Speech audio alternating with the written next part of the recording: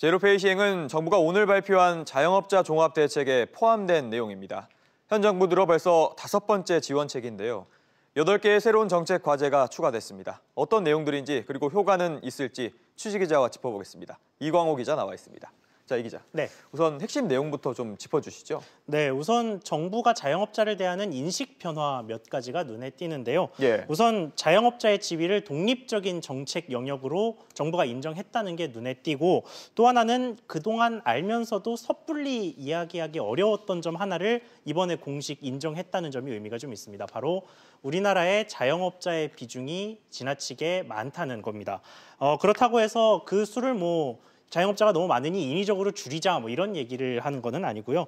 우선 생존력이 있는 자영업자에게는 예전보다 조금 더 많은 지원이 이루어집니다. 혁신 자영업자, 혁신형 소상공인이라고 부르는데, 이걸로 인정이 되면 이 그간 기업만 받을 수 있었던 청년 고용 장려금을 받을 수 있게 되고요. 그리고 정책자금 대출 금리도 더 우대를 받을 수가 있게 됩니다. 그러면 반대로 생존력이 낮은 자영업자 같은 경우에는 퇴로를 열어주는 정책이 시행이 됩니다. 그래서 폐업을 신고하는 행정이나 세무 절차라든지, 아니면 사업장을 철거하거나 원상복구하는 데 드는 비용 혹은 절차라든지, 그리고 사업이 망했기 때문에 받을 수 있는 심리적 충격을 좀 지원해주는, 치료해주는 이런 지원을 원스톱으로 하는 전담 창구가 신설이 됩니다. 네, 이 기자, 그런데 생존력을 따지기 전에 지금 전반적인 상황은 좋지가 않잖아요.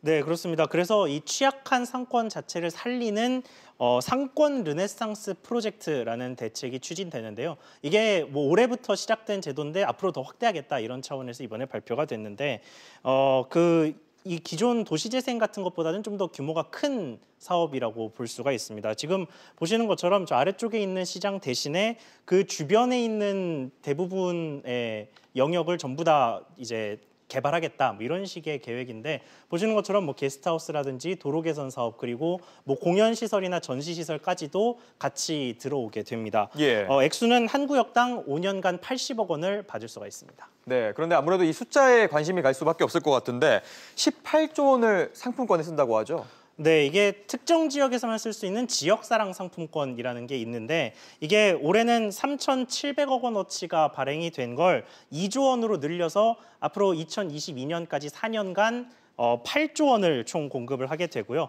여기에 전통시장 상품권으로 이제는 꽤 많이 알려져 있는 온누리 상품권 역시도 연 2조 원 이상 발행을 해서 앞으로 총 10조 원어치를 발행을 하기로 했습니다. 네, 그런데 이런 상품권들은 항상 잡음이 나왔었잖아요.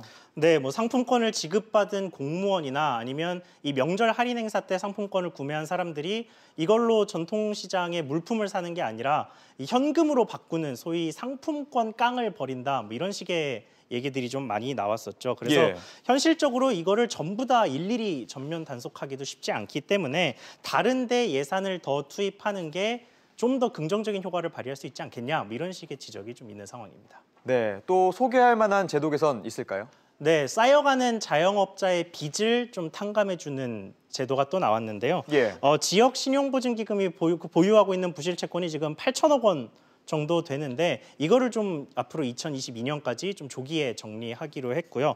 또 상시 채무조정 제도라는 것을 도입을 해서 자영업자가 연체 중일 때는 차주의 감면율을 채무의 감면율을 좀 확대를 해주고, 또 성실하게 이자를 상환을 하면 남은 채무를 모두 없애주는 특별 감면 제도 도입이 됩니다.